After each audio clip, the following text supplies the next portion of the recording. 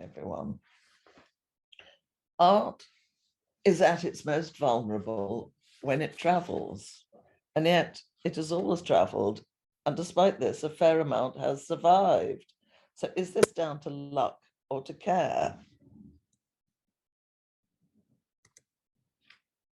Let's begin by dismissing a myth. Take this image as being the childhood of my thinking. This is not the way that art and valuables were transported. They're not thrown in the back of a cart with a load of old straw at best. And I hope in the course of the evening, all our ideas will change. For you can't actually see what it's about, but it's a cartoon taken, I think, from Harper's Bazaar about the 19th century moving day in New York, where apparently all the leases came up on the same day. So everybody moved on the same day. I already know there's somebody here from New York and they'll probably contradict me, but please do it at the end. This talk comes from a lifetime of curiosity rather than a really in-depth study, because as a subject, packing and transport of art over centuries is extremely hard to research because, the very nature, the documentation and any information is just so scattered. While I've tried to confine myself to primary source material, few documents seem to have survived written by people who did the actual packing and shipping. But evidence does survive, although it's often written by those who are 1, 2, or 3 times removed from the action. Lateral thinking is often necessary. For example, we assume that packers and shippers, the people who did the heavy lifting, may have been illiterate. But I don't think this was entirely the case. As we will see, I have found a case where this is definitely not so. But even the lowly manual labor end of the business, I think, had basic literacy skills. To illustrate this, these are markings on a pair of women's tie-on pockets. They identify objects and allow whoever dealt with the laundry to get a number of items to the right places and the right people, and then all the way back again to the right people and the right places. And no doubt there were lost socks, but in general, it was a system that worked. They are also evidence of basic literacy skills. And I'm sure that a similar system of marking was employed, getting art and valuables moved from place to place. However, such basic literacy skills would have been insufficient for writing more fulsome reports. But the matter of markings on crates is one that I will return to towards the end of the talk. Why did art travel? The movement of royal courts, the trade in art, and war are 3 reasons. Royal courts seem to have moved from place to place very often, and with them went their art, their comfortable furnishings, and much that indicated their status. For example, in 1520, Henry VIII travelled to France to meet the French king, Francis I. This meeting has become known as the Field of the Cloth of Gold. Sarah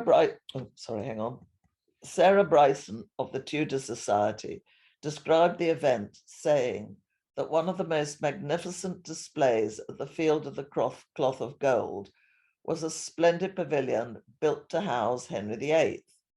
The pavilion, No, this seems to have a mind of its own. This, I assume it's this thing up here, consists of a series of wood and canvas tents, which could be separated by hangings of rich cloth to create separate rooms, including chapels and private apartments. The pavilion is shown to be made of red cloth with fringe of gold decorated with Tudor roses and fleur-de-lis. Upon the eaves was a frieze with the royal mottos Dieu est mon droit and sempravavit in eterno. On top of the pavilion, can we see them? Not quite. Were poles with models of the king's beasts, lions, greyhounds, dragons, and antelope. It has been proposed that around 6,000 workers were employed to build the king and other English quarters.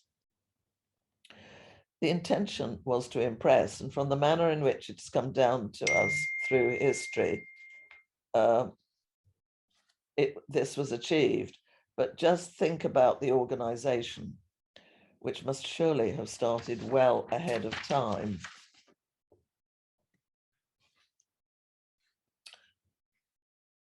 Let us start with tapestries. At that time, in the 16th century, tapestries were much more valuable than paintings, and as mobile decor were among the most traveled items used by royal courts. They were used not just for ceremonies and festivals, but for comfort in draughty castles as royalty moved location.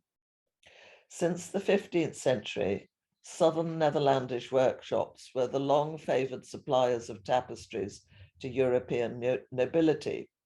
Taking one example, Mary of Hungary, who ruled the Habsburg Netherlands, signed a contract on the 28th of February 1548 for the weaving of a series of tapestries documenting her brother, the Holy Roman Emperor Charles V's conquest of Tunis in 1535.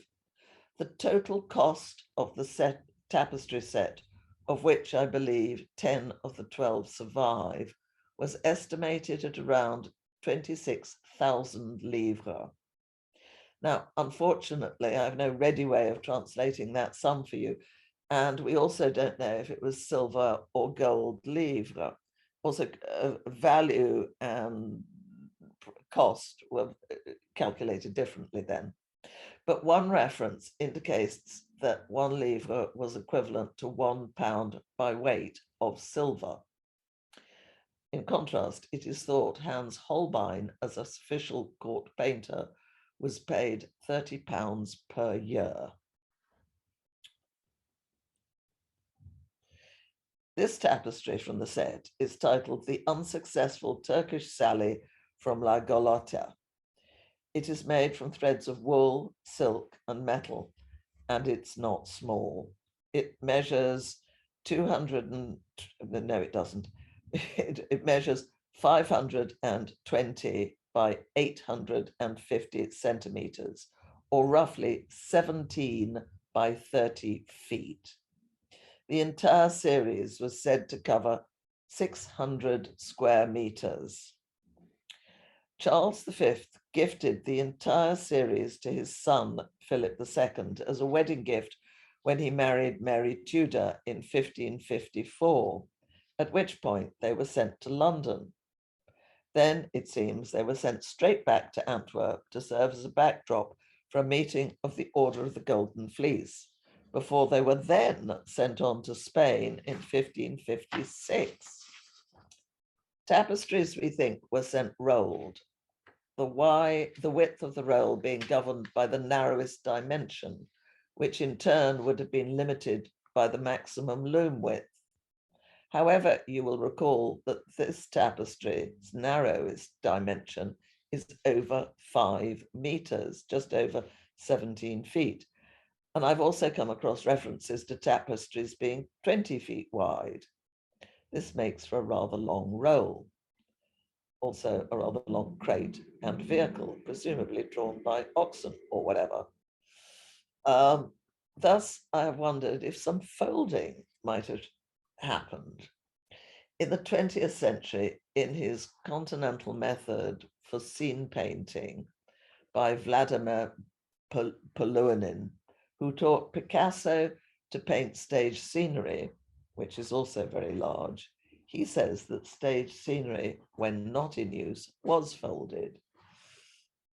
We don't have an answer for this one. Anyway, transporting large shipments, be it of smaller individual items, can be exemplified by the transportation of the Biblioteca Palatina, a massive humanist library comprising 8,500 books and manuscripts in around 1622. In December of that year, Leo Alatius started organizing its transfer from Heidelberg across the narrow routes and passes of the Alps on almost 200 mules to its final destination in the Vatican Library in Rome. And for any of you that are actually doing the maths, that is 42.5 books per mule. But as they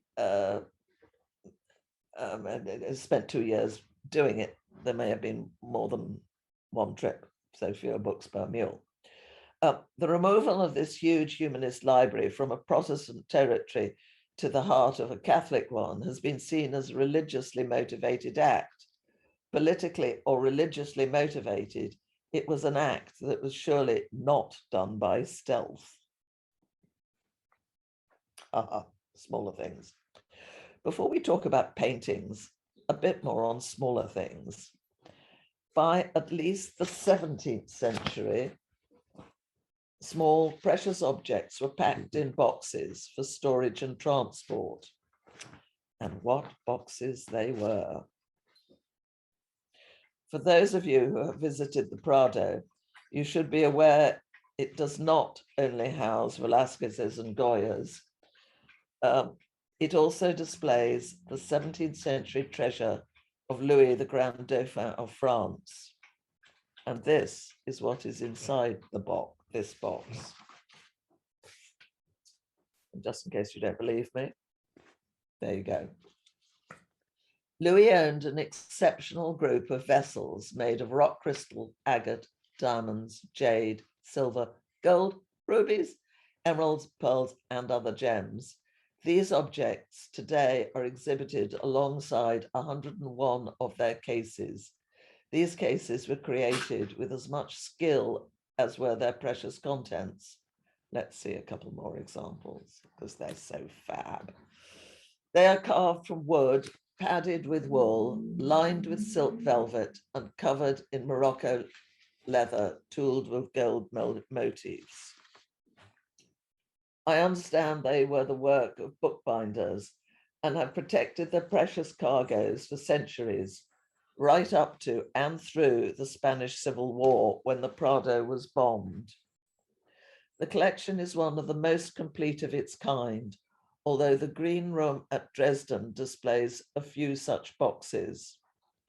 Now, Waddesdon Manor also has a number of packing boxes made in the 19th century by a transport firm that were made to safeguard the valuable china collected by the various members of the Rothschild family. But I'm not going to talk about that because I have persuaded the curator at Waddesdon to give us a talk on exactly that in April.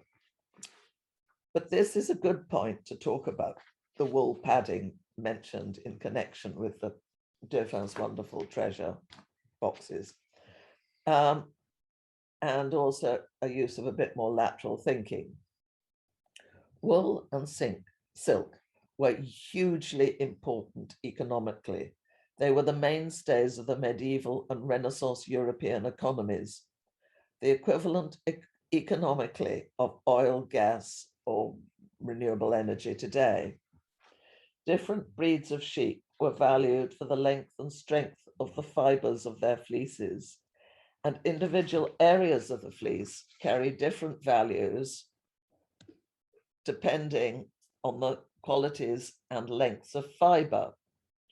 Given the value of wool to the economy, it seems unlikely the best stuff was used as padding. More likely, it would have been the less useful in textile terms, bits around the edges, treated by carding and unwashed so that it retained its water-repellent lanolin, as do the best Aran sweaters.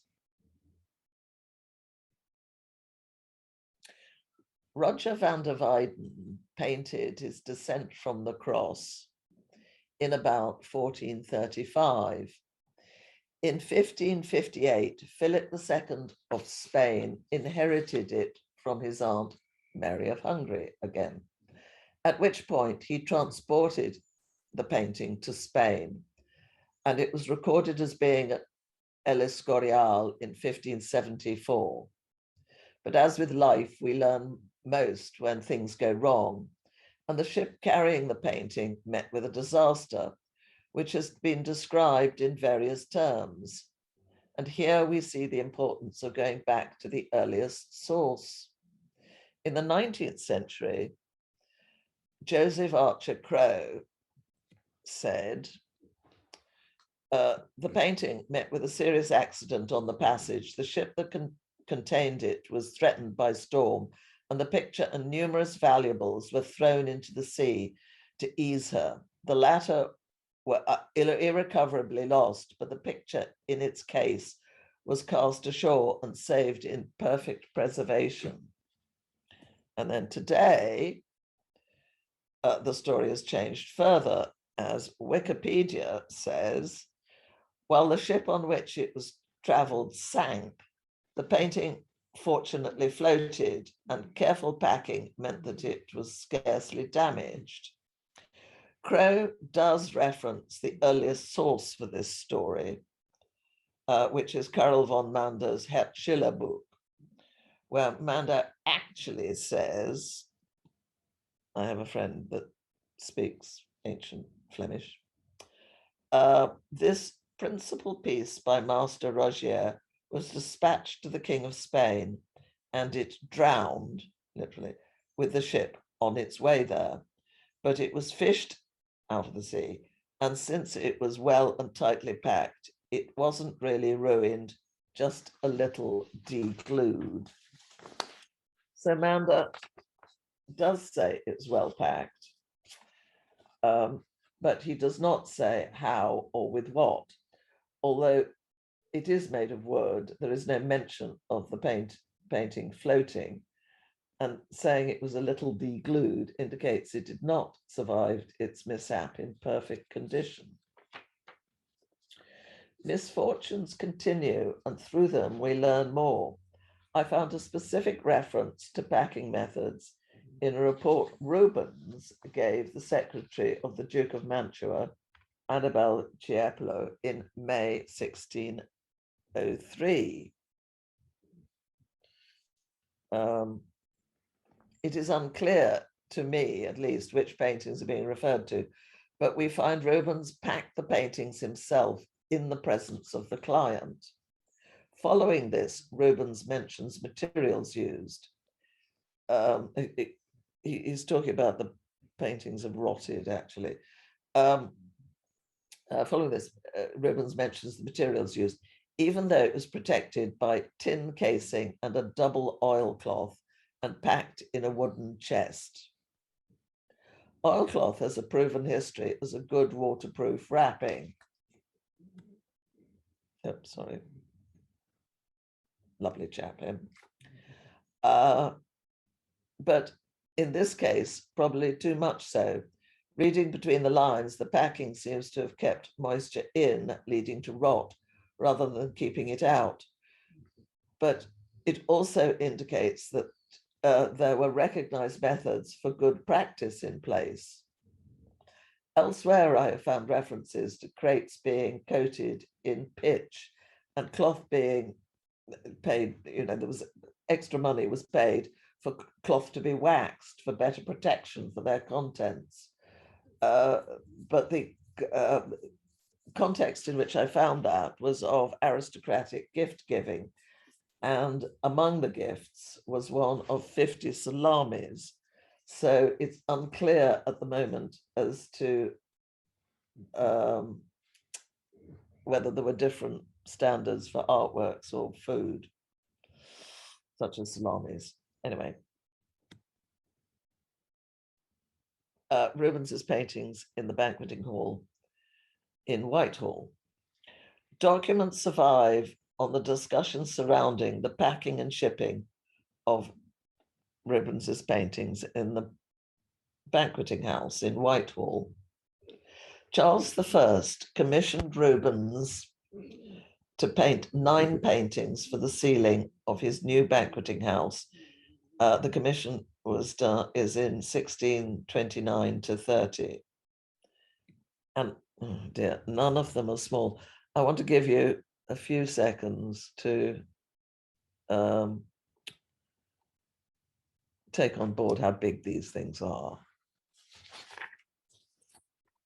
because that's going to be fairly crucial. Painted in Antwerp, the works then had to be shipped to London. The surviving documents tell us little of exactly how they were packed, aside that it was done in the best manner, and that Rubens was requested to be present when they went into their crates, so that they may receive no hurt.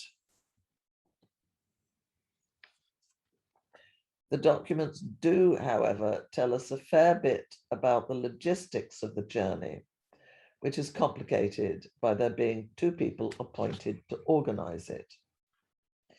In July 1635, Charles I ordered the Anglo-Dutch courtier, diplomat, and art advisor Balthasar Gerbier to take care of the sending of Sir Peter Rubens's pictures for Her Majesty's banqueting house and to procure the free licenses. At that date, the 80-year War, or the Dutch War of Independence, 1568 to 1648, was still in progress, and these licenses were wartime customs duties levied by the government in Brussels on all goods exported from the southern Netherlands to the United Provinces of the Netherlands. That's the here's the United Provinces, and I can't quite, there's Antwerp there, so there's a border between them. Anyway, they went through the transshipment fort of Lilo on the Schlet. I think I've just missed Antwerp off the map here, which was in the province of Zeeland. Lilo is near Antwerp, but over the border in the United Provinces. Thus, we learn that the initial plan was that the pictures must be sent into Zeeland, caused by land impossible by reason of their bulks. There they would be put into some English bottom for their more safe transport hither. An English bottom was a flat bottom boat or barge, and it's unclear whether they would actually cross the channel in these boats. Gerbier emphasized the use of strong cases, sure hands, and responsible persons. This route also involved asking the resident ambassador of the Netherlands, Sir William Boswell, for safe passage and trying to prevent the cases from being separated. Now it gets a bit more complicated as we find that Francis Windebank, who was the Secretary of State under Charles I, instructed Lionel Wake, an English merchant trading in Antwerp, to speak to Rubens about the paintings. Being in Antwerp, Wake could presumably be more hands-on than Gerbier in Brussels, especially as he seems to have been involved in the art trade. So by the start of September, the paintings were not to go to Lilo, but were to be sent on the longer overland journey to Dunkirk.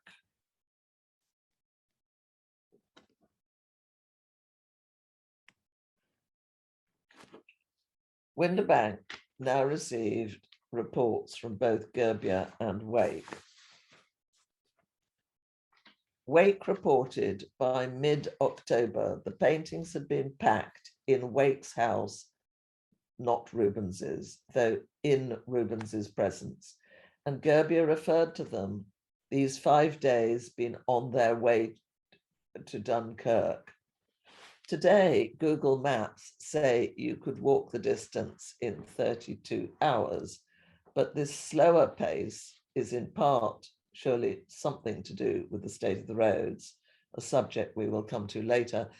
and also to the size of the cargo. Documents refer to all 9 paintings being in 2 cases, one case containing 5 paintings and the other containing 4. They also refer to 2 shipments, but I don't think they're muddling the words of cases and shipments up.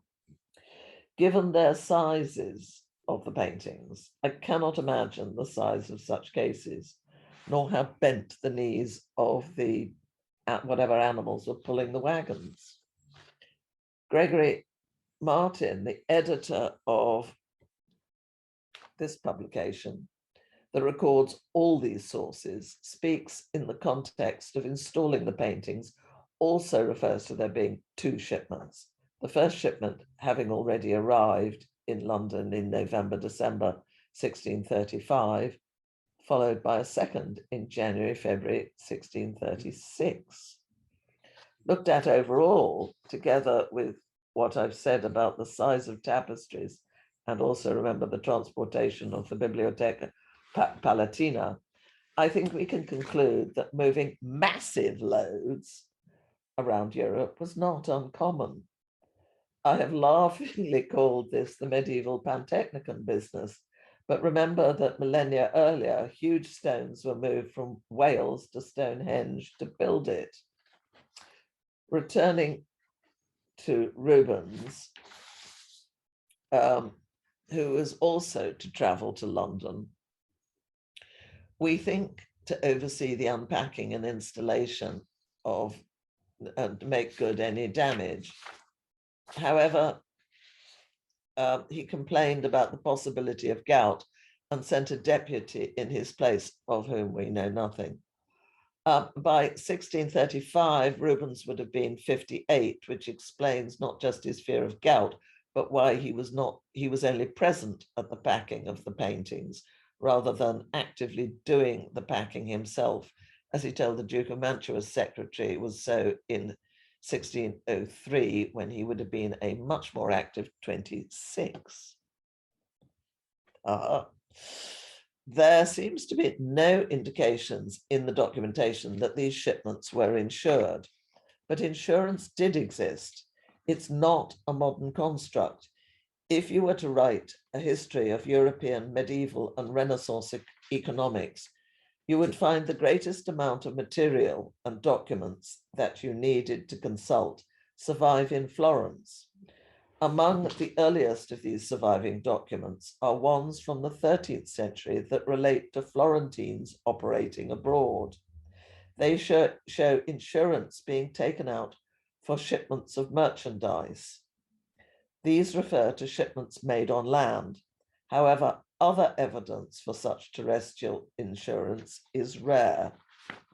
Little is known. The little that is known indicate that the rates were considerably lower than for marine insurance.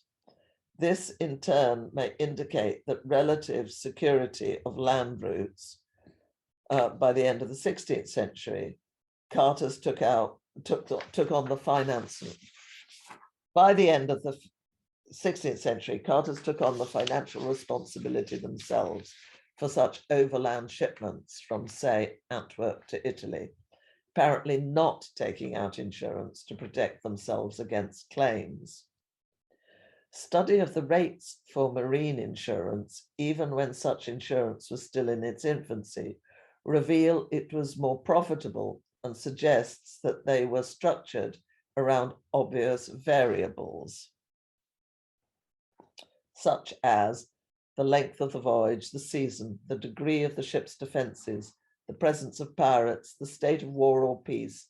In other words, the sector came to thrive less on man's instinct to gamble and more on rational calculations of risk based on shared knowledge, all of which may give us thought for, apropos, the 2 routes proposed for Rubens's paintings for the banqueting house. The roads. Tourists, diplomats, and other travelers have left relatively large quantities of descriptions of Europe's roads from their journeys on the Grand Tour in the 18th century. Hence, I have descriptions only for that century, but one can assume that roads would not have been in any better state in previous centuries, except possibly in Roman times. As even into the 18th century, the road system for much of Europe was essentially that, you can see that, laid down by the Romans. The main radial roads in France were good, and there was an overall program for road improvement led by the 18th century engineer Pierre-Marie Jérôme Tressaguet. But lesser roads remained untouched. Crossing rivers could be problematic, bridges were not abundant, and rivers could flood. Indeed, a repeated theme in Grand Tourists' accounts as they traveled across all of Europe were the interdependence of road conditions on the weather. For example, in Germany, where the Romans built few, if any, roads, the surfaces of German roads were much affected by the nature of the soil, which in turn depended on the weather affecting the ease of movement. Roads in Iberia, the Balkans, Poland, and Russia were also generally bad for the same reason, while Italian roads were better, but how much better depended on the effectiveness of the various regional governments. Thus, there was praise for the roads of Lombardy and Piedmont, but traveling south into areas of greater poverty, the terrain and the regional governments contributed to the deteriorating state of the roads. Roads in the United Provinces were well maintained, but a century after Rubens's painting made their journey, there were certainly accounts of the weather preventing road travel to Dunkirk.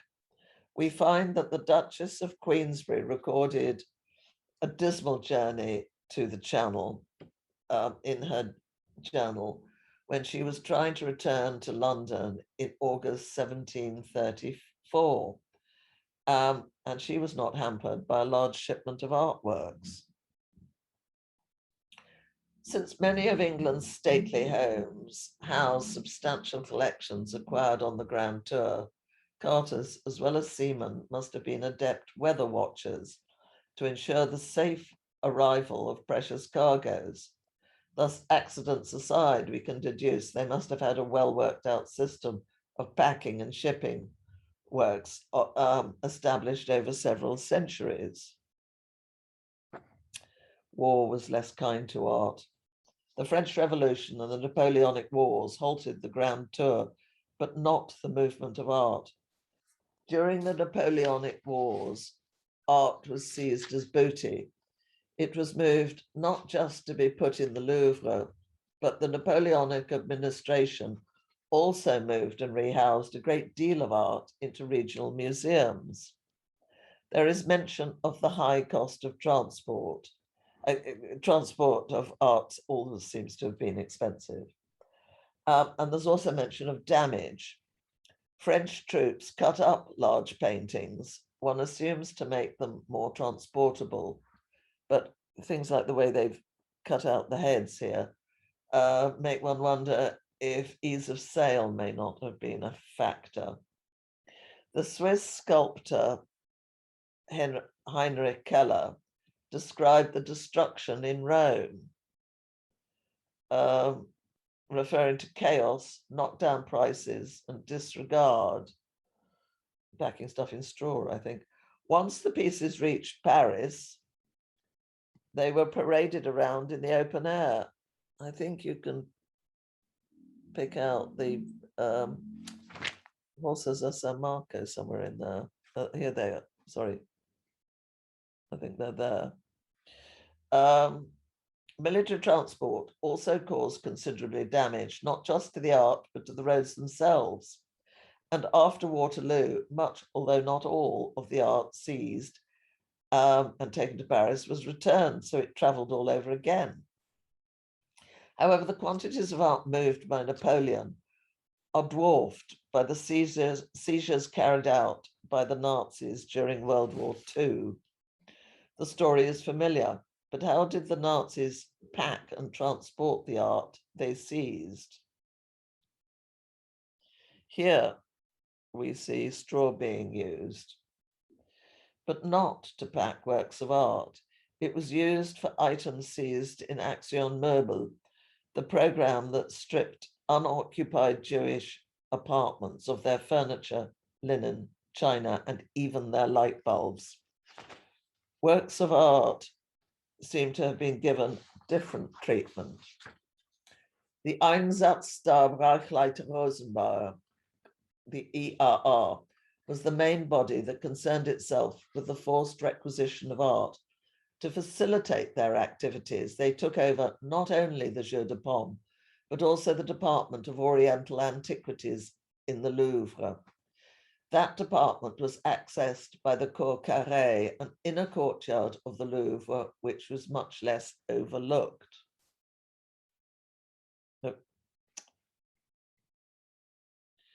This photograph shows a removal van in the Cour Carrée. They used everyday removal firms to move the art, not specifically fine art removal companies, which did exist. It was then taken to railway stations where it was loaded onto trains to Germany. You will notice works were crated and the crates were marked. The mark on this crate, R822, was recorded as containing this, a Renaissance wooden sculpture taken from the collection of Henri de Rothschild. Here we see Dr. Walter Borches, German art historian on the staff of the ERR, and his assistant, Ursula Heinz, in the Louvre's Department of Oriental Antiquities. She is using one of the Rothschild boxes mentioned earlier, made to protect porcelain and other valuables, as a desk, presumably with the china still inside it. You can see two other types of crate, one of them with open slats, presumably for sculpture and furniture, and closed ones for paintings. Glimpses of wrapping materials of what looks like bitumen-coated padded paper are visible. As one follows the art in photographs on their journey to the depots in Germany, where they were finally discovered, such as Neuschwanstein and the mines at Alzey, one observes less and less packing materials. Perhaps this may have got to do with limited storage space, I don't know. The ERR records are available online, and they do not appear to record observations on condition. This is the one for the wooden statue that we've just seen. But the Monuments Fine Art and Archive record forms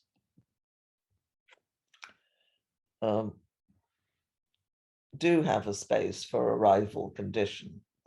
Often this space is left blank, but here we see a tear is recorded. This talk has barely scraped the surface of the movement of art across time. Aside from war, which damages a lot more than just art, there are indicators that at the high end at least, care and thought was given to the safe transport of art. We have focused on the 16th and 17th centuries, touched on the 20th century, and we know things are different in the 21st century. I have said almost nothing about the art trade, and it is a topic that requires far more research and exploration. Given the scattered nature of the evidence, I can only see it being taken forward as a group activity. But I hope this talk will serve as a basis for greater understanding of centuries of previous practice. Thank you very much. Cool. Thank you so much, Claire. That was an amazing talk. Very interested in how you got to art handling and why you decided to talk on this topic in the first place. What intrigued you? First off, while we wait for questions to roll in, perhaps that's something that you can start answering. And yeah, obviously the chat. What originally kicked me off on it. It's something I've been curious about, and I've, over years and years, I've gathered things, but I've tended to come across the evidence, how can I say, by accident. About Rubens, I was employed by Historic Royal Palaces to order and look at the documentation that survives. And so I wasn't looking at it specifically for how they were transported. And then the Roger van der Weyden came out of a conversation with a friend who was doing a PhD on Spanish painting, and he happened to know about it. And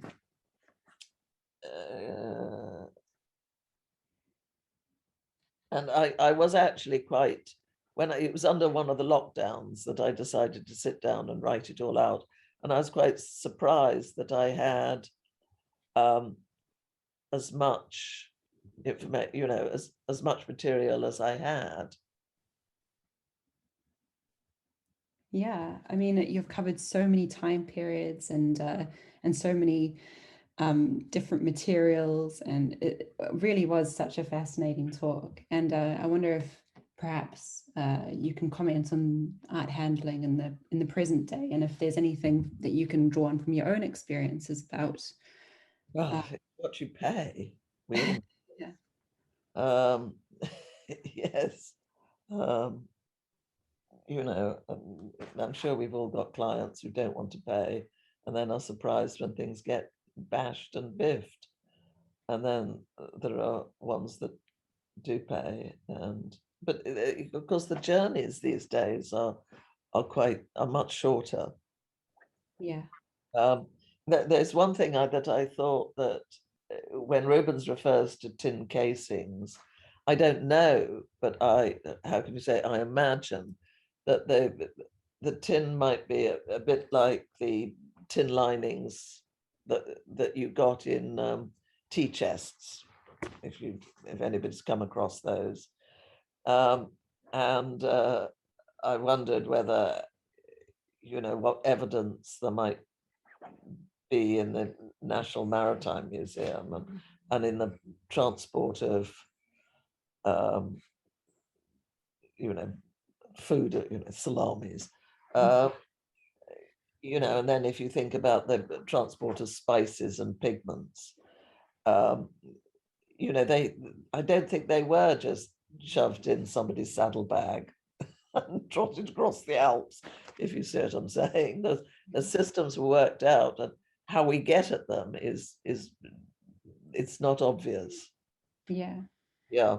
No, I think you've touched on quite a few interesting topics. And in fact, like if you could describe. I forgot to ask people to put questions in the Q&A, but just put them in the chat if anybody has questions. There's a question. Is it possible to quantify what actually has been lost in all that movement? No. I can't, no. I mean, because I'm not sure that, I mean, a fair bit of cataloguing of collections did go on, not necessarily as catalogues, but, when people died, they were inventoried. So, but as I say, it's the movement of large things that, surprised me. I can't say that it was regular. It's about as regular as getting stuck behind a slow-moving wide load on the motorway is today. It's not a daily occurrence, but it happens. And so I suspect it was sort of similar, and they just did it. Yes. And you think that they had fewer facilities and they just got on and did it. I dealt with a full-length portrait that was painted in Rome, shipped through the port of Livorno, I think it was, and to England, and in the 18th century. And by the time it reached me, how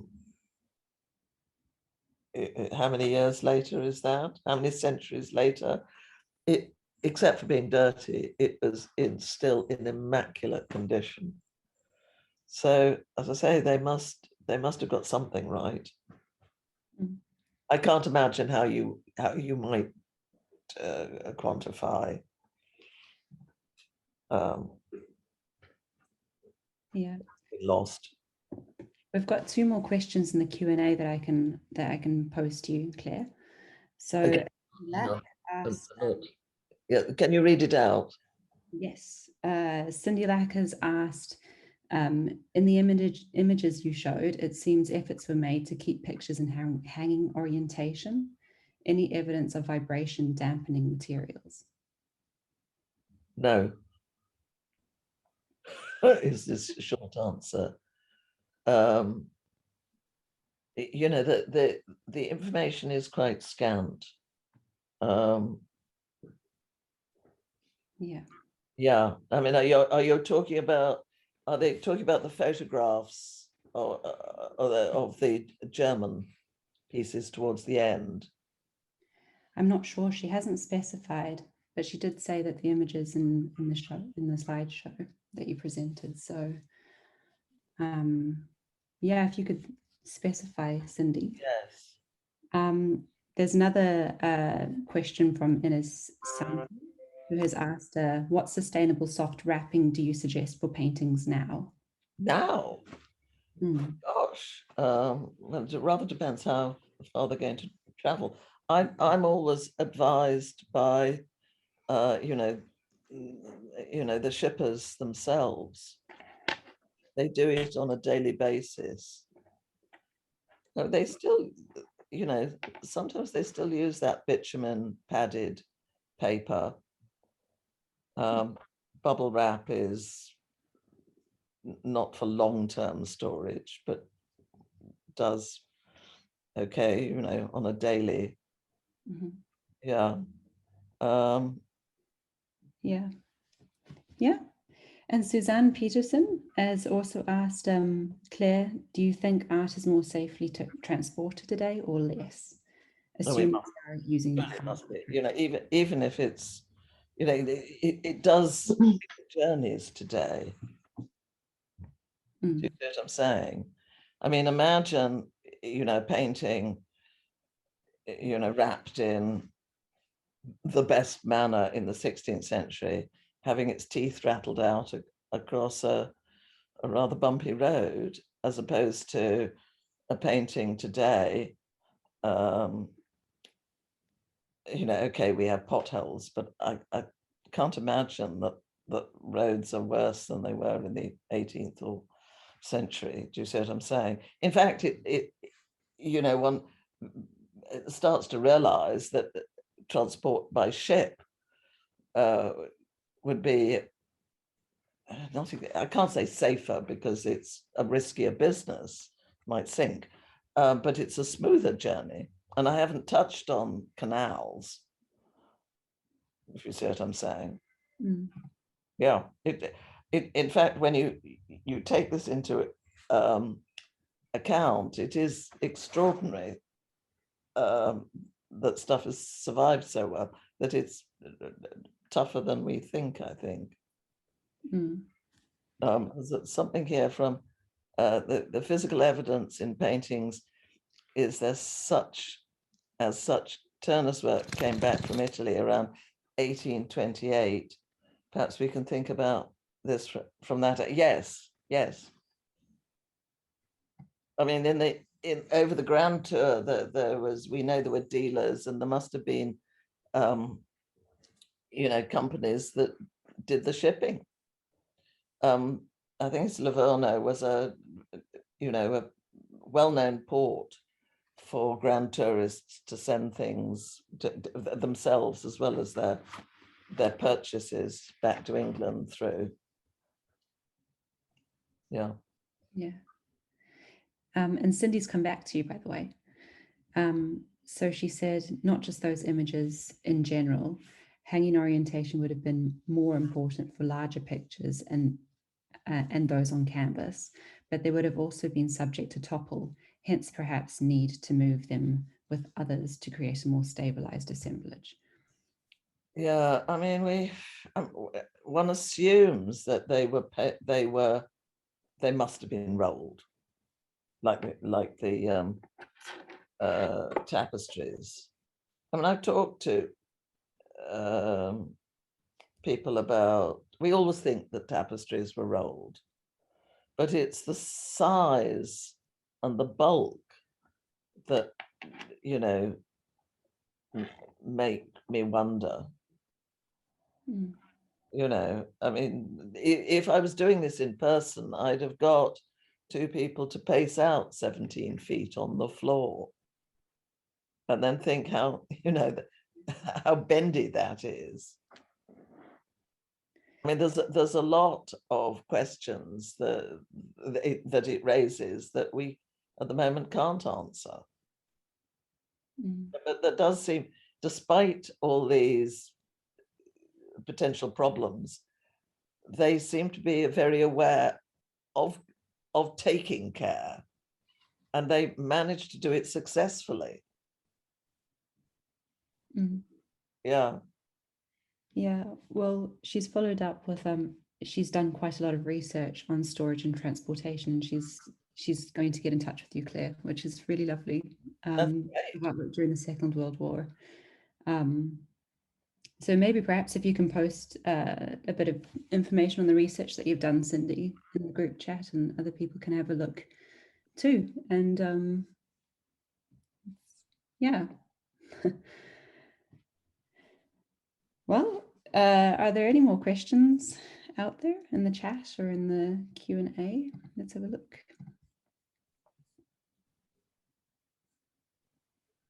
No? Yeah, it's hang on, I'm just going through them. Yeah.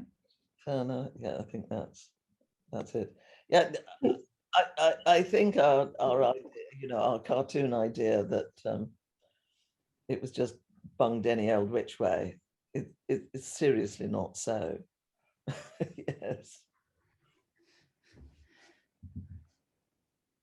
Okay, well, we will say, good night to everyone. Oh, hang on, there's some in the chat now. Good. Yes, sorry. I was looking at there's some in the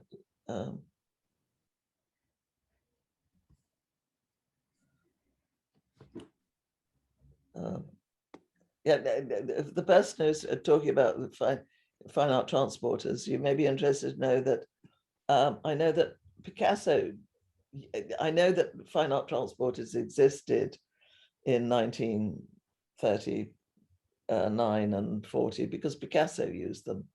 I've seen the bills, whereas the Germans just seem to have used household transporters, and the amount they transported was massive. The invoices were just staggering. And the record keeping too. Yes, yes. Yeah. Art transported during war. Yeah. There's a great book called Art Crimes in War. I think that's the name of it. I think we mentioned this before. Wasn't I talking to you about this? And that sort of, I think it was written by Judge Arthur Tompkins, and he covered art handling during war a little bit. But that is a fascinating topic, and you covered it so well. The image, the photos I showed at the end, they come from a book of photographs called Witnessing the Robbing of the Jews. And you do find some of the photographs online, but they're, as it were, mislabeled. And it's I think it's about £10, and it's well worth looking at.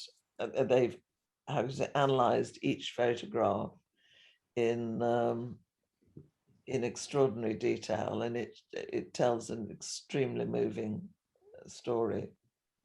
What was the name of that text again? Witnessing the robbing of the Jews.